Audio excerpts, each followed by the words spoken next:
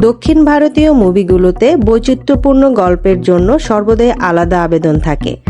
সেখানে যদি আবার ভারতের সর্বোচ্চ পারিশ্রমিক প্রাপ্ত নায়ক আল্লু অর্জুনের ছবির কথা আসে, তাহলে তো স্বভাবত প্রত্যাশা আরেকটু বেড়েই যায়।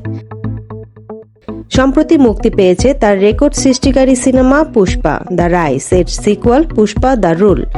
এর মধ্যে শিরোনামটির পাশে যুক্ত হয়েছে পাহাড় সমান উপার্জনের অঙ্ক। চলুন এ পর্যন্ত চলচ্চিত্রটির মোট উপার্জন এবং পর্দার সামনে ও পেছনের প্রভাব প্রতিক্রিয়া জেনে নেওয়া যাক। ভারতের সবচেয়ে ব্যয়বহুল চলচ্চিত্রগুলোর তালিকায় স্থান পাওয়া এই ছবিটি নির্মাণ বাজেট 400 থেকে 500 কোটি রুপি। বাংলাদেশি টাকায় এই বাজেট 565 কোটি থেকে 706 কোটি রুপি। আর উপার্জনের দিক থেকে চলচ্চিত্রটির বিস্ময়কর অবস্থান জন্ম দিয়েছে বিপুল উত্তেজনার। মুক্তির আগেই এটি ভারতের সর্বোচ্চ প্রি রিলিজ ব্যবসার রেকর্ড সৃষ্টি করেছে। এর মধ্যে থিয়েট্রিক্যাল ও নন থিয়েট্রিক্যাল ব্যবসা থেকে সর্বমোট আয় ছিল 1085 কোটি রুপি।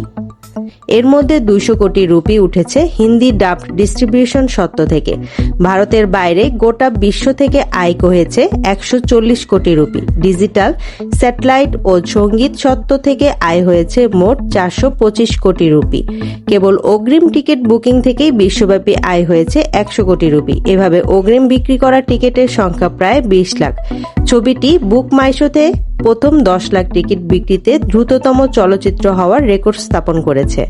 আর মুক্তির পর প্রথম দিনেই ছবিটি বিশ্বজুড়ে 280 কোটি রুপি আয়ের মাধ্যমে সর্বোচ্চ উপার্জনকারী ভারতীয় চলচ্চিত্রের রেকর্ডটি দখল করে নেয়।